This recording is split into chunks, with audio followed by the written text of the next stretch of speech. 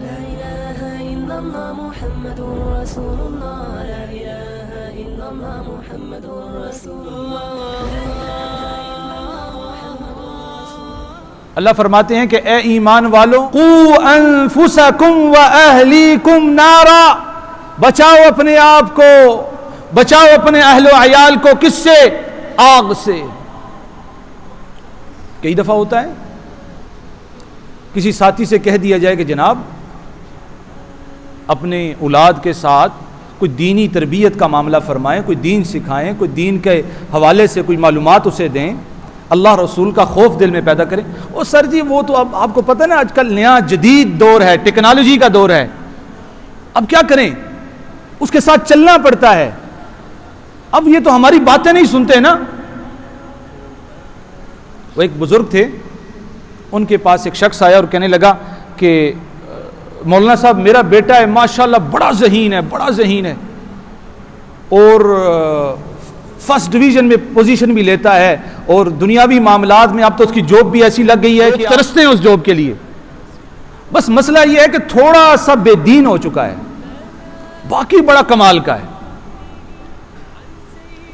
تو عالم دین نے کہا کہ تیری بات تو ایسی ہی ہے کہ جیسے ایک شخص مر گیا ہو اور اس کے عزیز و اقارب یہ کہیں کہ نہیں یہ زندہ ہے، اور وہ ڈاکٹر کو بلا لیں اور ڈاکٹر صاحب اس کا پورا معائنہ کرنے کے بعد کہ ماشاءاللہ جی آپ کا مریض جو ہے ہڈیاں بھی سلامت ہیں، جسم بھی سلامت ہے، خون بھی ابھی تک رگوں کے اندر موجود ہے، بس تھوڑا سا مسئلہ ہے، بس روح نکل گئی ہے، تھوڑا سا مسئلہ ہے کہ روح نکل گئی ہے، باقی ٹھیک ٹھاک ہے۔ تو ہم بے دینی کو کوئی چیز ہی نہیں سمجھتے، اور اللہ کیا فرماتے ہیں؟ قو انفسکم و اہلیکم نارا، اپنے آپ کو، اپنے اہل و عیال کو جہنم کی آگ سے محفوظ رکھو۔ کیسی جہنم کی آگ؟ کیسی؟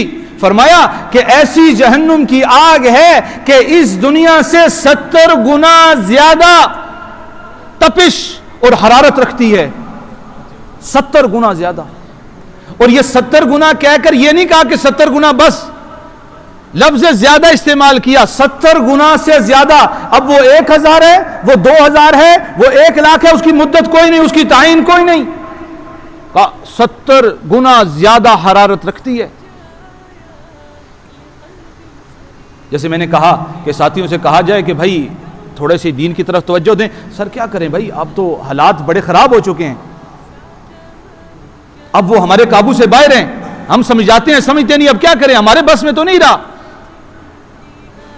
تو بھائی اس آیت کو پڑھنے کے بعد تو یہ لگ رہا ہے کہ اگر کسی شخص کے گھر میں آگ لگی ہو اور گھر آگ سے دہک رہا ہو اور باپ گھر کے باہر ہو تو کیا صرف وہ کہے گا بیٹے باہر آ جاؤ آگ نقصان پہنچائے گی؟ 2-3 دفعہ کہہ کر اچھا میری نہیں مانتے تو بیٹھے رہو، خود ہی بھگتنا پڑے گا۔ کوئی باپ ایسا ہے جو اپنی اولاد کے بارے میں یہ کہے کہ آگ لگی ہو اور یہ کہے ٹھیک ہے میں نے تو سمجھایا تھا، میری سنی نہیں اس نے؟ کوئی اس طرح کرے گا؟ اگر کوئی یہ کرنے بھی لگے گا تو دنیا کہے گی یہ کتنا بیوقوف باپ ہے، اسے چاہیے تھا اس آگ میں کود جاتا، اپنے بچوں کو اس آگ سے نکالتا۔ لیکن دنیا کے معاملے میں ہم اتنے ذہین کہ اگر ظاہراً اسے آگ لگ جائے تو ہم بچانے کے لیے آگ میں کود پڑیں گے، اور اگر اللہ فرما رہے ہیں کہ وہ بے دینی کی راستہ اختیار کرے گا تو وہ آگ میں جائے گا، تو ہم اتنے نالائق ہیں ہم کہتے ہیں جناب وہ تو ہماری بات ہی نہیں سنتا۔ تو بھائی آگ بڑی خطرناک ہے، بڑی خطرناک ہے۔ اللہ رب العزت میدان حشر برپا ہوگا، روایات میں آتا ہے میدان حشر برپا ہوگا، اللہ فرمائیں گے ایک ایسے شخص کو لے کر آؤ، ایسے شخص کو لے کر آؤ کہ جس نے دنیا میں سب سے زیادہ خوشیاں دیکھی ہوں۔ کب سے کب تک؟ حضرت آدم علیہ السلام سے لے کر حضرت محمد مصطفیٰ صلی اللہ علیہ وسلم کی آخری امتی تک ایسے فرد کو لے کر آؤ کہ جس نے دنیا میں نعمتیں ہی نعمتیں دیکھی ہوں، اس سے زیادہ نعمتیں کسی نے نہ دیکھی ہوں۔ ایک شخص کو لایا جائے گا، اللہ فرمائیں گے فرشتوں سے جاؤ اسے جہنم کا ایک چکر دے کر آؤ، ایک راؤنڈ لگوا کر لاؤ۔ وہ فرشتے جائیں گے اسے ایک چکر لگوا کر آئیں گے، اللہ پوچھیں گے بھائی کیا حال ہے؟ وہ کہے گا مجھے کچھ سمجھ نہیں آ رہا، مجھے کہاں لے کر گئے تھے، میں کہاں چلا گیا تھا؟ اللہ بتائیں گے او بھائی وہ جو دنیا میں نعمتیں تم نے حاصل کی تھی کیسی تھی؟ وہ شخص کہے گا اللہ کون سی نعمت؟ نعمت کس کو کہتے ہیں؟ میں تو وہ ہولناکی دیکھ کر آیا ہوں، مجھے تو لفظ نعمت ہی بھول چکا ہے کہ نعمت بھی کسے کہا جاتا ہے۔ پھر اللہ فرمائیں گے فرشتوں جاؤ دنیا میں سے ایک ایسے شخص کو لے کر آؤ کہ جو دنیا میں سب سے زیادہ تکلیف میں زندگی گزار چکا ہو، سب سے زیادہ، حضرت آدم سے حضرت محمد مصطفیٰ کی آخری امتی تک ایک بندے کو ڈھونڈ کے لایا جائے گا۔ جی یہ سب سے زیادہ مسکین اور مظلوم ہے، اس پر دنیا میں بہت ظلم کیے گئے ہیں۔ اللہ فرمائیں گے اس کو پکڑو اور جنت کا ایک راؤنڈ لگوا کے لاؤ، ایک چکر لگوا کے لاؤ، جنت میں جائے گا، چکر لگا کے آئے گا، اللہ پوچھیں گے بھائی کیا حال ہے، کیا حال ہے؟ کہا واہ واہ واہ واہ واہ اللہ مجھے پتہ ہی نہیں، میں کیا دیکھ کر آ گیا، میں کیا نعمتیں دیکھ کر آ گیا۔ اللہ نے کہا وہ دنیا کے غم تو بتاؤ کیسے تھے؟ کہا اللہ کون سے غم، میں نے غم ہی نہیں دیکھے، میں نے مشکلات ہی نہیں سہی، میں نے کچھ دیکھا ہی نہیں، میں تو ایسی چیز دیکھ کے آیا ہوں کہ جس نے میری تمام غم پریشانیوں کو بھلا کے رکھ دیا ہے۔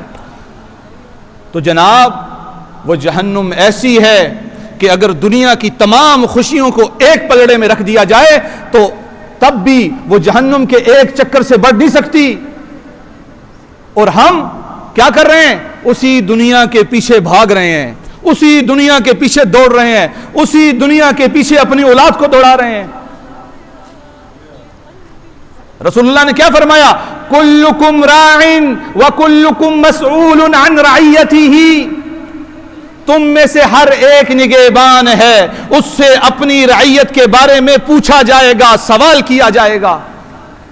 اگر تمہارے بچے بے دین ہیں، دین سے خلاف رستے پہ چل رہے ہیں، یہ نہیں کہ تم اول صف کے نمازی ہو تو بچ جاؤ گے، فرمایا کلکم راعٍ، تم میں سے ہر ایک نگہبان ہے، تم سے پوچھا جائے گا کہ ہاں بتاؤ کہ تم نے یہ کیوں نہیں کیا، تم نے اس کی تربیت کیوں نہیں کی، اور اگر نہیں کی تو جا تو بھی جہنم میں اس کے ساتھ جلنا شروع کر دے۔ حالانکہ وہ شخص کون ہوگا؟ پہلی صف میں نماز پڑھنے والا، صدقے زکوٰۃ دینے والا، حج کرنے والا، عمرے ادا کرنے والا، لیکن کیا کہا جا رہا ہے؟ تو بھی جہنم میں چلا جا، تو نے کیوں نہیں سمجھایا؟ تو نگہبان تھا، تو نے اسے پکڑنا تھا، تو نے اسے روکنا تھا۔ تو یاد رکھیے گا ہم میں سے ہر ایک شخص نگہبان ہے۔ اگر آپ کے زیر تسلط آپ کی اولاد آتی ہے، آپ کے اوپر فرض اور لازم ہے کہ آپ نے ان کی اصلاح کرنی ہے۔ اگر آپ کے زیر تسلط آپ کے ملازم ہیں، آپ کے اوپر لازم ہے، فرض ہے کہ آپ نے ان کی اصلاح کرنی ہے۔ جب وہ آپ کے حکم میں جا کر پانی کا گلاس لے کر آ سکتا ہے، آپ کے حکم پہ جا کر دھوپ اور تپتی ہوئی جو ہے شواؤں میں کہیں باہر روڈ پہ کھڑا ہو سکتا ہے، تو وہ آپ کے حکم میں جا کے نماز بھی پڑھ سکتا ہے، آپ کے حکم میں جا کر دین کا کوئی اور کام بھی کر سکتا ہے۔ تو یاد رکھیے گا ہم سے پوچھ ہوگی۔ اور ایک بڑا انوکھا ایک معاملہ میں نے ایک فیکٹری میں دیکھا کہ ایک فیکٹری ہے اور وہاں ایک پروگرام تھا دینی۔ ہم مسجد میں بیٹھے ہیں، دیکھتے ہیں مسجد کے اندر ساتھی آ رہے ہیں اور اپنے جو ہے نا تھم سے اپنی حاضری لگا رہے ہیں اس مشین پر۔ آج کل جدید مشینیں آئی ہیں نا، حاضری جو ہے وہ کمپیوٹرائز ہو چکی ہے، وہ فنگر پرنٹ پہ وہ مشین پہ اپنے انگوٹھے لگا رہے ہیں، اور ساتھی آ رہے ہیں مسجد میں، جو بھی آ رہا ہے اس کو انگوٹھا لگا رہا ہے، جو بھی آ رہا ہے انگوٹھا لگا رہا ہے۔ میں نے وہاں ساتھی سے پوچھا بھائی یہ کیا ہے، یہ دفتر تو نہیں، یہ تو مسجد ہے۔ اس نے کہا کہ جناب بات یہ ہے کہ ہمارے جو یہاں کے باس ہیں انہوں نے جو لوگوں کی ترقیوں کا معاملہ رکھا ہے نا، اس میں اتنے فیصد نماز رکھی ہے، اگر یہ جو ملازمین ہیں ان کی نماز 100% ہوگی تو ان کی ترقی بھی نماز کی بیس پر ہوگی۔ ترقی کس بیس پہ ہوگی؟ نماز کی بیس پر ہوگی۔ اب ہر آدمی ہر صورت میں نماز پڑھتا تھا، ہر صورت میں مسجد میں آتا تھا، اور آہستہ آہستہ کیا ہوا، وہ نماز کے پابند بن گئے اور دین کے پابند بن گئے، اور ان کی عملی زندگی میں دین آنا شروع ہو گیا۔ تو لوگوں نے کیا ہے، اگر ہم بھی چاہیں تو کر سکتے ہیں۔ یہاں ملٹی میں کتنے لوگ ہیں، نماز کا وقت ہوتا ہے ان کی دکانیں بند ہوتی ہیں، ان کے دفاتر بند ہوتے ہیں، آپ کو نہیں نظر آتے، میں دکھاؤں گا، لیکن بہت سارے ہیں جو چل رہے ہوتے ہیں، جو کھلے ہوتے ہیں، جنہیں فکر نہیں ہوتی، جنہیں پرواہ نہیں ہوتی۔ لیکن یاد رکھیے گا کہ رسول اللہ نے فرمایا کلکم راعٍ وکلکم مسئول عن رعیتہ، تم میں سے ہر ایک نگہبان ہے، اس سے اس کی رعیت کے بارے میں پوچھا جائے گا، سوال کیا جائے گا۔ اور یہ نہیں کہ اگر ہم ان کی تربیت کرتے ہیں، اچھے اخلاق سکھاتے ہیں تو ان کو صرف ان کی آخرت بنتی ہے، بلکہ اگر اچھی تربیت ہوگی تو کل وہی بچے آپ کے لیے دنیا میں بھی اچھے ثابت ہوں گے۔ سعودی عرب کا ایک مقدمہ ہے، ایک دو بھائی ہیں، ان کی ایک ماں ہے، اور بڑا بھائی جو ہے اپنی ماں کی خدمت کرتا ہے۔ اب جب بڑا بھائی بھی بوڑھا ہو جاتا ہے تو چھوٹا بھائی کہتا ہے کہ جی بڑے بھائی سے کہ چونکہ آپ بوڑھے ہو چکے ہیں تو اب ماں کی خدمت میرے حوالے کر دیں۔ بڑا کہتا ہے نہیں نہیں نہیں، یہ اعزاز تو تجھے نہیں دیتا، یہ تو میں خود کروں گا۔ تو چھوٹا کہتا ہے جناب آپ خود بھی نہیں کر سکتے تو مجھے خدمت کرنے دیں۔ تو بڑا بھائی جب مانتا نہیں تو چھوٹا بھائی جو ہے بڑے بھائی پہ مقدمہ کر دیتا ہے، کیس کرتا ہے عدالت میں کہ یہ میرا بڑا بھائی ہے، اب یہ چونکہ خود بوڑھا ہو چکا ہے، یہ ماں کی خدمت نہیں کر سکتا، تو اب اسے حکم دیجئے کہ یہ مجھے میری ماں کی خدمت کی اجازت دے۔ مقدمہ چل رہا ہے، کس بیس پر؟ کہ بچوں کی تربیت دین کی بنیاد پہ ہوئی ہے۔ ان کو یہ بتایا گیا کہ تمہاری ماں کے قدموں کے تلے جنت ہے، جنت۔ اب ہر ایک دوسرے سے آگے بڑھ کر خدمت کر رہا ہے کہ کہیں یہ جنت مجھ سے نہ رہ جائے۔ اور دوسری طرف جو ہماری ترقی یافتہ دنیا ہے وہ آج دنیا میں اولڈ ایج ہوم بنا رہی ہے کہ بھائی باپ ماں بوڑھے ہو جائیں تو ایک کمرہ بنایا ہے، ایک گھر بنایا، جاؤ ان کو ادھر بوڑھوں کو چھوڑ کے آ جاؤ۔ آپ نے ترقی کے ساتھ چلنا ہے نا، پھر ترقی کے ساتھ چلیں آپ۔ اور جب بچوں کو آپ وہی بے دینی سکھائیں گے تو یہ آپ کو بھی کل انہی اولڈ ایج ہوموں میں چھوڑ کر آئیں گے۔ اولڈ ایج ہوم والوں نے فون کیا ایک بچے کو کہ بھائی آپ کے والد فوت ہو گئے۔ ایک قصہ بزرگوں نے سنایا، فون کیا بھائی آپ کے والد فوت ہو گئے۔ سر میں تو اصل ایک میٹنگ میں ہوں تو میں آپ کو پیسے ٹرانسفر کر دیتا ہوں تو آپ ان کی کفن اور جو ہے نا اس کے جنازے کی ترتیب بنا دیں، میں بعد میں قبر میں آ جاؤں گا۔ تو جناب جب وہ اصول سکھاؤ گے تو پھر ہمارے ساتھ بھی یہی ہوگا۔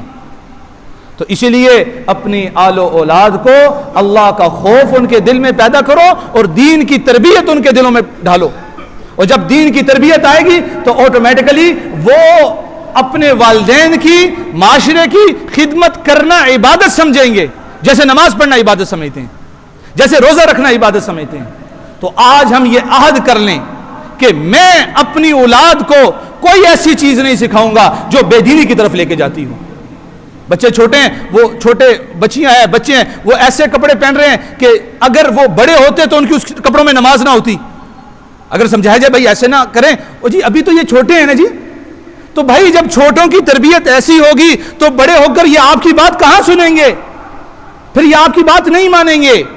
بچوں کی تربیت اچھے ماحول میں کرو گے تو کل یہ آپ کی بات سنیں گے۔ جو کہا جو سنا اللہ اس پر اب عمل کی توفیق عطا فرمائے۔ لا إله إلا الله محمد رسول الله، لا إله إلا الله